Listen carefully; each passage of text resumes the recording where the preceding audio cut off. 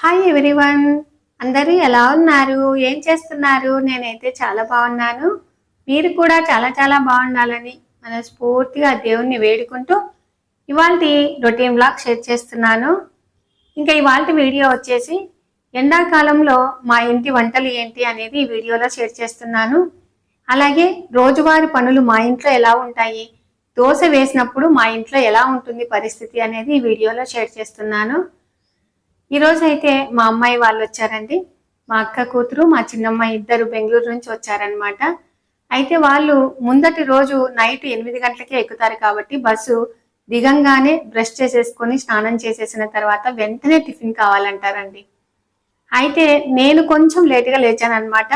ఈ ఎండాకాలం ఏంటంటే గాన చల్లగా మనకు ఉదయమే ఉంటుంది కాబట్టి కాసింత లేటుగా లేస్తాము. కానీ నైట్ పడుకునేటప్పుడు చాలా లేటుగా పడుకుంటాం కదా. ఎంతైనా కూడా మనం పడుకోవడం ఒక 6 గంటలన్నా ఉండాలి కదండి. ఇంకా లేచిన తర్వాత యథాప్రకారంగా మన పనులైతే ఒకటి తర్వాత ఉండనే ఉంటాయి కదా. ఇంకా మా చిన్నమ్మాయికి ఆకలి వేస్తుంది అనే ఉద్దేశంతో దోశ వేసి ఇస్తున్నాను. అయితే నేను చట్నీ కూడా ఏం చేయలేదండి. ముందటి రోజు మామూలుగా పులిగము పచ్చడి చేశానమాట, పచ్చిమిరపకాయల పచ్చడి. ఇలాంటి దోశలలోకి పచ్చిమిరపకాయల పచ్చడి చాలా టేస్టీగా ఉంటుంది. క్యాన్సిల్ చేసినాడు. ఏంటి వాడు క్యాన్సిల్ చేసినాడు? ఆటో వాడే సందుకు ఎక్కడ దాకా వచ్చి క్యాన్సిల్ చేస్తాడు అమ్మా. ఇంకా క్యాబ్ బుక్ చేసుకున్నా. ఒకటి ఏమంటావా, ఎర్రకారం పట్టి చాలు ఆఫ్ చేసి. ఇంకా పిల్లలు ఊరి దగ్గర నుంచి వచ్చినాక వెంటనే వాళ్ళ విశేషాలన్నీ వెంటనే చెప్పేస్తారండి. మీ ఇంట్లో కూడా పిల్లలు ఇలానేనా అనేది కూడా తప్పకుండా కామెంట్ చేయండి. అయితే నేను ఫస్ట్ ఉల్లిగడ్డ కారం చేస్తున్నాను. వాటిలోకి ఉప్పు, కారం, జీలకర్ర వేసేసి ఈ విధంగా మిక్సీ పట్టిన తర్వాత ఆ తర్వాత కోసగా కట్ చేసుకున్నటువంటి ఆనియన్స్, వాటితో పాటుగా కొంచెం చక్కెర, కొంచెం ఎండు కొబ్బరి కూడా వేసేసి ఈ విధంగా కచ్చా పచ్చగా మిక్సీ పట్టానండి. ఇది అన్నంలోకైనా బాగుంటుంది, చపాతీలోకైనా చాలా రుచికరంగా ఉంటుంది.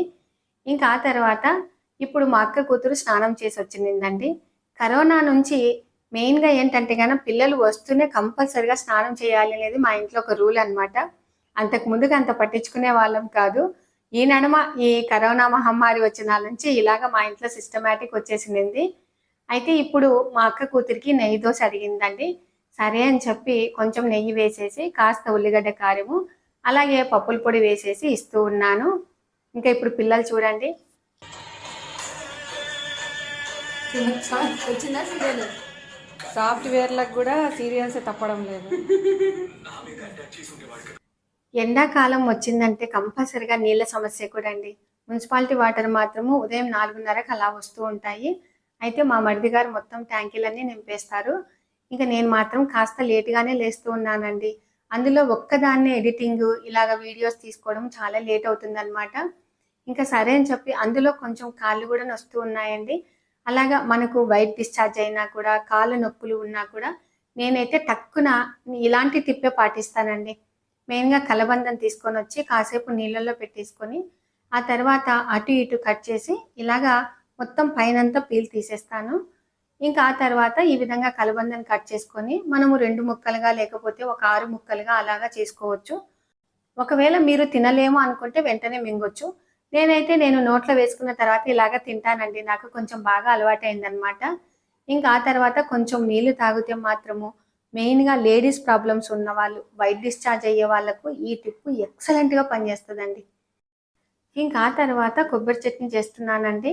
కొబ్బరి మనం మామూలుగా ఫ్రిడ్జ్లో పెట్టుకుంటాం కదా, పచ్చిది చిప్ప స్టవ్ మీద కాల్చి బాగా చక్కగా ఇలాగ తీసి ఈ విధంగా కట్ చేసి వేసేసాను.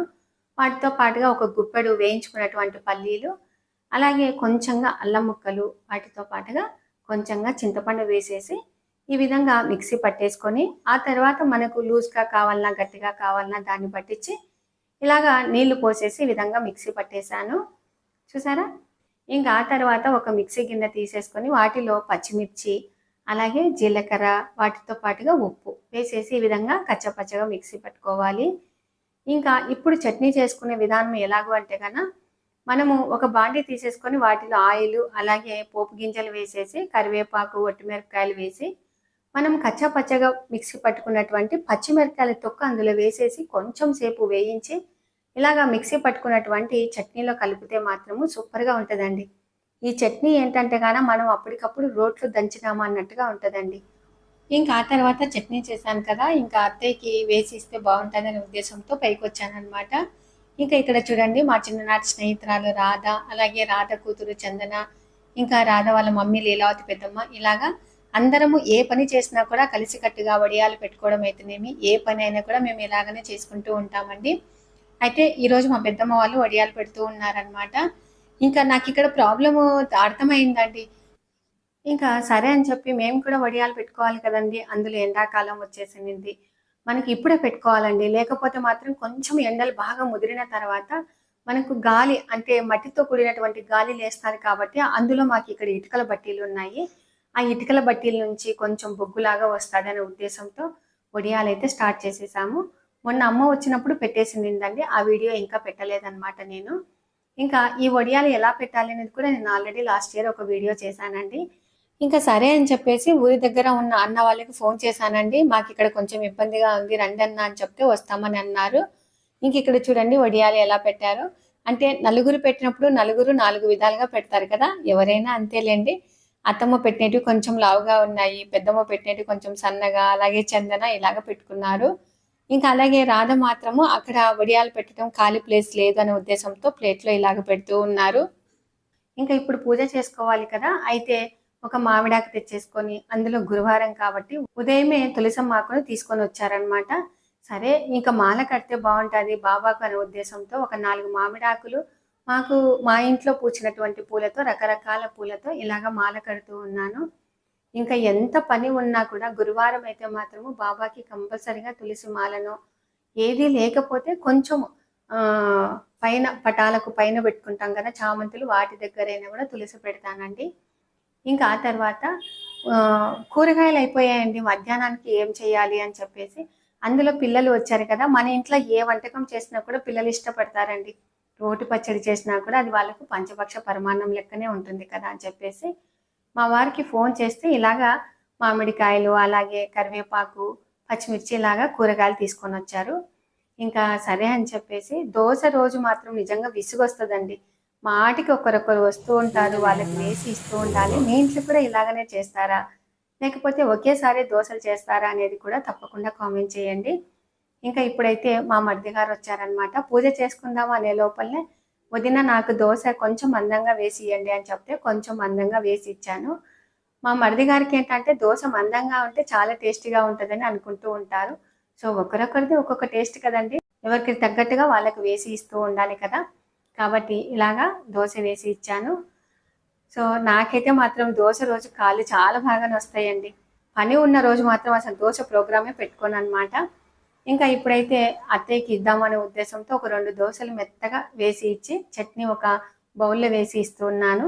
అప్పటికి అక్కడ వడియాలు పెట్టడం అయిపోయిందనమాట. కిందికొచ్చేసింది. చేతులు కడుక్కుంటానని చెప్తే, సరే ఇక్కడ సోఫా సెట్ మీద పెట్టేశాను. ఇక్కడ చూడండి అత్తయ్య ఎండాకాలం కదా! సోఫా సెట్ కొంచెం వేడిగా అవుతాదనే ఉద్దేశంతో ఇలాగ బొంత వేసి ఉంచాను.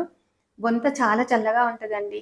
అంటే ఎక్కువ శాతము ఏజ్డ్ పర్సన్ వాళ్ళు కూర్చోవడం, పనుకోవడం అలాగా చేస్తూ ఉంటారు కదా! ఇంకా ఒకేసారి మా వారికి కూడా దోసలు పెట్టేసి చట్నీ వేసేసాను. చూడండి రెడీ అవుతున్నారు. హమ్మయ్య! అనుకోని ఇప్పుడు దేవుని దగ్గర ప్రశాంతంగా కూర్చొని పూజ చేసుకుంటూ ఉన్నాను. నాకు వచ్చినటువంటి స్తోత్రాలు చదువుకొని ఇలాగ పూజ చేసుకుంటానండి. నాకంత పెద్దగా ఏమి రావన్నమాట. మా వదిన గారి సాంగ్ పెట్టుకొని ఇలాగ పూజ చేసుకుంటాను. షిరిడి యాత్రను చేయుదమా సాయినాథుని చూసెదమా షిరిడి యాత్రను చేయుదమా సాయినాథుని చూసెదమా దయతో మమ్ము దీవించు దర్శన భాగ్యము గావించు. ఉదయం లేవంగానే పూజ చేసేసి తర్వాత వంట చేయాలని అనుకుంటాను. కానీ దోస రోజు మాత్రం గానీ, పూరి రోజు మాత్రం గానీ అస్సలు కుదరదండి. ఒక్కొక్కరు ఒక్కొక్కసారి వస్తూ ఉంటారు కాబట్టి, నాకేమో ఒకరొకరిని నిలబెట్టడం అలాగా ఇష్టం ఉండదండి. ప్రశాంతంగా కూర్చొని ఇలాగా పూజ చేసుకోవాలని అనుకుంటూ ఉంటాను. సో, మీరెలా చేస్తారని కూడా తప్పకుండా కామెంట్ చేయండి. ఇంకా ఇప్పుడైతే హారతి ఇచ్చేసాను. పూజ చేసేసుకున్నాను. ఆ తర్వాత నేను ఎలా అలంకరించుకున్నాననేది ఒక్కసారి చూడండి. ఇప్పుడు చామంతులు మొన్న డోర్ నుంచి ఒక అవ్వ తెచ్చిందండి. చాలా బాగా ఉన్నాయండి. సరే అని చెప్పి గులాబీలు, చామంతులతో ఇలాగా తులసి మాల బాబాకు వేసేసి ఈ విధంగా అలంకరించుకున్నాను. నాకైతే చాలా చాలా అంటే హ్యాపీగా ఉంటుంది. మెయిన్ ఏంటంటే నాకు పూలు ఎక్కువగా కావాలండి. పూలు ఎక్కువగా పెడితేనే మనసుకు తృప్తిగా అనిపిస్తూ ఉంటుందన్నమాట. సో, మీరు కూడా అలాగనే అని అనుకుంటున్నాను. ఇంకా ఆ తర్వాత మా వారు కూరగాయలు తెచ్చారు కదా! ఆయన టిఫిన్ చేసిన తర్వాత అన్నీ సెపరేట్ చేసేసి వెళ్ళిపోయారు ఆఫీస్‌కి. ఇంకా ఆ తర్వాత నేను అన్నీ ఎత్తి పెట్టేసుకొని ఇంకా ఇప్పుడు వంటగదిలోకొచ్చానండి. దోస రోజు చూడండి ఎలా ఉంటుందో వంటగది, ఇలానే ఉంటుందండి. ఇంకా ఫస్ట్ అయితే మాత్రము అందులో ఈరోజు ధోబి అక్క వాళ్ళు వచ్చే టైం అయిందనమాట. అని చెప్పి ఆమెకి, అలాగే మా పనమ్మాయికి ఇద్దరికీ దోసలు వేసేసాను. ఇంకా నేను మాత్రం ఎలా పోసుకుంటానంటే దోస, చాలా అంటే చాలా మందంగా వేసేసుకొని వాటి మీద కారం అలానే వేసేసుకుంటాను, పప్పులు కూడా అలానే వేసేసుకుంటాను. ఇంకా బాగా ఎర్రగా కాల్చుకుంటానండి. మనకు హోటల్‌లో ఉంటది చూడండి దోస, అలాగా వేసుకుంటాను. ఇంకా కొలతలు వచ్చేసి మామూలుగా అందరికీ తెలిసినదే కదండీ. 2 రేషన్ బియ్యం వేసేసుకుంటాను. ఒక 2 కర్నూలు సొన బియ్యం వేసుకుంటాను. ఇంకా మినపప్పు మాత్రం 1.5 వేసుకుంటాను. ఒక గుప్పెడు శనగపప్పు, అలాగే కొంచెం మెంతులు వేసేసుకొని నానబెట్టుకుంటాను. ఇంకా రుబ్బేటప్పుడు మాత్రం కాస్త ముందు అటుకులు నానబెట్టుకొని ఇలాగ బాగా గట్టిగా రుబ్బుకొని ఈ విధంగా పులియబెట్టుకుంటాను. ఇంకా ఊరి వాళ్ళకి ఫోన్ చేశాను కదండీ! ఇక్కడ చాలా ఇబ్బందిగా అవుతుంది మాకి. వడియాలు పెట్టుకోవడం అని చెప్పాను కదా! సో, వాళ్ళకి ఫోన్ చేస్తే వెంటనే వచ్చేసారండి. వచ్చిన తర్వాత ఇంకా ఫస్ట్ ఇక్కడ మనం క్లియర్ చేసుకోవాలి. ఏంటంటే ఈ షెడ్ కింద మెయిన్‌గా అత్తయ్య ఏంటంటే నీడకు కూర్చొని వడియాలు పెట్టుకొని, ఆ తర్వాత మంచము ఎండకు పెట్టుకుందాము అనేది ఆమె ఉద్దేశం అన్నమాట. సరే అప్పట్లో అంత అనిపించలేదు. ఇలాగ అడ్డం పెట్టాం కాబట్టి ఎండకు తట్టుకోలేకుండిందండి వడియాలు. సరే వద్దు అంటే వినదనమాట. సరే ఆమెకు తగ్గట్టుగా సెట్ చేద్దామనే ఉద్దేశంతో ఊరి నుంచి ఇద్దరు మనుషులను పిలిపించాను. ఇలాగ సెట్ చేసుకుంటూ ఉన్నామండి. అందులో ఎండాకాలంలో ఏంటంటే కొంచెము ఎండకు తట్టుకోలేని చెట్లు ఉంటాయండి. తమలపాకు కానీ, ఇదేమంటారంటే తులసి ఆకు కానీ, ఇంకా కొన్ని కొన్ని లిల్లీ పూలు, చిన్న లిల్లీ పూలు, వాటర్ లిల్లీ పూలు ఉంటాయి చూడండి. అవి చెట్లు కానీ, కొన్ని తట్టుకోలేని చెట్లను మాత్రం ఇలాగ పెట్టించుకుంటున్నాను. ఇంకా అయితే ఈ ఎండకి కాసేపు ఉండేసరికి మొహం అలా మాడి చెక్కలైపోయిందండి. నాకసలు ఎండ తగిలితే చాలండి మైగ్రేన్ అనమాట. చాలా విపరీతంగా తలనొస్తూ ఉంది. అయితే జామ చెట్టు అసలు ఏమీ కాయలు కాయట్లేదండి. మామూలుగా పాణ్యంలో ఇవి హైబ్రిడ్ చెట్లని మామిడి చెట్టు, జామ చెట్టు, మామిడి చెట్టు, సపోటా చెట్టు తెచ్చుకున్నాను కానీ ఏవి కాయట్లేదనమాట. సరే అని చెప్పి పైనంతా పని అయిపోయింది కదా! ఇంక ఇలాగా సెట్ చేసుకున్నానండి. ఇది గ్యాప్ ఉంది కదా! ఆ గ్యాప్‌లో మనం వడియాలు ఇక్కడ నీడ పాటున పెట్టేసుకొని, ఆ గ్యాప్ గుండా మనకు మంచం పోయేటట్టుగా, వీలుగా ఉండేటట్టుగా చేసేసాను. ఇంకా ఎండకు వచ్చారు కదా! అన్నవాళ్ళు, సత్యరాజు అన్నవాళ్ళు అని చెప్పి మసాలా మజ్జిగ చేద్దాము అనే ఉద్దేశంతో ఇంక వీటిలోకి కొంచెం పుదీనా, అలాగే కొత్తిమీర, అలాగే పచ్చిమిర్చి, వాటితో పాటుగా 1 ఇంచు అల్లం ముక్క, ఇంకా కొంచెం ఉప్పు, అలాగే కొంచెం జీలకర్ర వేసేసి ఈ విధంగా మిక్సీ పట్టుకొని వచ్చాను. ఇంకా ఆ తర్వాత పెరుగుని ఇలాగ చిలుకుతూ ఉన్నానండి. బాగా ఇలాగ మజ్జిగ కవ్వంతో చిలికిన తర్వాత నాకు తగ్గట్టుగా ఇలాగ నీళ్లు పోసేసాను. ఇంకా ఆ తర్వాత మనం మిక్సీ పట్టుకున్నాం కదా! ఇది మామూలుగా తిరుపతిలో ఇలాంటి మజ్జిగనే పోసిస్తారండి. నేను లాస్ట్ ఇయర్ కూడా చూపించాను. మేము తిరుపతికి వెళ్ళినప్పుడు ఇలాంటి మజ్జిగ తాగామని. ఇంకా ఇప్పుడు మిక్సీ పట్టుకున్నటువంటి మిశ్రమం ఇందులో వేసేసాను. వీటిలో పుదీనా, కొత్తిమీర, జీలకర్ర, అల్లము, కరివేపాకు ఇలాగ అన్నీ వేసేసి మిక్సీ పట్టుకున్నాం కదా! ఫ్లేవర్ అంటే చాలా బాగుందండి. ఇంకా ఆ తర్వాత ఉదయం టిఫిన్ చేయమంటే చేయలేదండి అన్నవాళ్ళు. ఇంకా మధ్యాహ్నం 11:30 అయింది కదా అని చెప్పేసి వద్దమ్మ భోజనం అంటే ఇలాగ చల్లటి మజ్జిగ ఇచ్చేసాను. చాలా అంటే చాలా బాగుందని అంటూ ఉన్నారు. ఇంకా మధ్యాహ్నం వంట చేసుకోవాలి కదా! సరే అని చెప్పి మామిడికాయలు తెచ్చారండి మా మరిది గారు. అయితే ఒక రైస్ కుక్కర్ గ్లాస్ కందిపప్పు తీసుకొని ఇలాగ 2, 3 సార్లు బాగా కడిగి అల్తీ ఎసురు పెట్టుకుంటామండి మేము ఎక్కువగా. 3 గీతలు వచ్చేంత వరకు ఇలాగ అల్తీ ఎసురు పెట్టేసుకొని, ఇంకా ఆ తర్వాత వాటిలో కాస్త పసుపు, ఇంకా కొంచెం నూనె వేసేసి, అలాగే ఒక పెద్ద సైజు ఆనియన్‌ని ఇలాగ కట్ చేసి వేసేసి మూత పెట్టేసానండి. ఇంక అది ఉడుకుతూ ఉంటుంది. తర్వాత పనులు మనం చేసుకోవచ్చు అనే ఉద్దేశంతో. ఇంకా వీటిలోకి మనము మామిడికాయలు కట్ చేసుకోవటానికి ఫస్ట్ కట్ చేశాను చూడండి. అలాంటి చాకులు అస్సలు పనికిరావండి. ఇప్పుడు నేను చూపిస్తున్నాను చూడండి. ఇలాంటి చాకులైతే మనం ఈజీగా బాగా కట్ చేసుకోవచ్చు. ఒక టమాటానైతేనేమి చాలా బాగా ముందర కచ్చులాగా ఉంటుంది కాబట్టి బాగా కట్ అవుతాయండి. ఇంకా ఒకేసారి మామిడికాయ పచ్చడిలోకి, పప్పులోకి కట్ చేసుకున్నాను. ఇంకా ఆ తర్వాత ఎల్లిపాయలు, మామిడికాయ పచ్చడిలోకి ఎల్లిపాయలు ఎక్కువగా కావాలి కదా! కాబట్టి అవి కూడా కొంచెం ఎక్కువగానే ఒలుచుకున్నానండి. ఇంకా పప్పు బ్యాళ్ళు బాగా ఉడికిపోయినాయి. ఆ తర్వాత రసంలోకి తీసేసుకున్నాను. ఆ తర్వాత మనం కట్ చేసుకున్నటువంటి మామిడికాయ ముక్కలు, అలాగే కారము, కొంచెము ఎండు మెంతాకు వాటితో పాటుగా కొంచెం ధనియాలు, జీలకర్ర ఇలాగ వేసేసి ఒక్కసారి అలాగా కుదిర్చాను. కొంచెం జీలకర్ర కూడా వేసానండి. ఇంకా ఇప్పుడు వీటిలో లాస్ట్‌లో కరివేపాకు, కొత్తిమీర వేసేసి మూత పెట్టేశాను. పప్పు అయిపోయిందండి. బాగా మగ్గిపోతుంది. ఇంకా ఆ తర్వాత పక్కన అన్నం పెట్టేసుకున్నాను. ఆ తర్వాత రసంకి ఇలాగా ఉడకబెట్టుకుంటూ ఉన్నాను. ఇంకా ఆ తర్వాత అత్తయ్య కిందికొచ్చారు కదా! సో, మనవరాళ్ళు వచ్చారు అంటే ఆమెకి ఎనర్జీ అండి. ఎక్కడ లేని శక్తి వస్తదనమాట. మామిడికాయ పచ్చడి నేనే దంచుతానని చెప్పేసి అక్కడ కూర్చున్నారు. సరే ఇంక పప్పు రెడీ అయిపోయింది కదా! వాటిలో కాస్త ఉప్పు వేసేసాను. అలాగే రసంలో కూడా ఉప్పు వేసేసాను. ఇంకా ఈ 2 ఎనుపుకొచ్చుకోవాలి కదండీ! ఇంకా అత్తయ్య గారు వచ్చారు. అలాగే వాటిలోకి మనం ఏమేమి వేసామంటే మామిడికాయ పచ్చడిలోకి ఉప్పు, కారము, కాస్త జీలకర్ర, అలాగే కొంచెం వేయించుకున్నటువంటి మెంతి పొడి, అలాగే వేయించుకున్నటువంటి ఆవపిండి, అలాగే ఎల్లిపాయలు. ఇలాగా మనం కట్ చేసుకున్నటువంటి మామిడికాయ ముక్కలన్నీ వేసేసి ఈ విధంగా కచ్చపచ్చగా దంచుకోవాలండి. మెత్తగా దంచుకోకూడదు. ముక్కలు కూడా మేము కొంచెం లావుగానే కట్ చేసుకుంటాం అన్నమాట. చూడండి ఈ విధంగా ఇలాగా కట్ చేసినటువంటి వాటిని మా అత్తగారు ఇలాగ దంచుతూ ఉన్నారు. చాలా బాగుంటది కదా! అసలు చూస్తూ ఉంటేనే నోట్లో నీళ్లు ఊరుతూ ఉంటాయండి.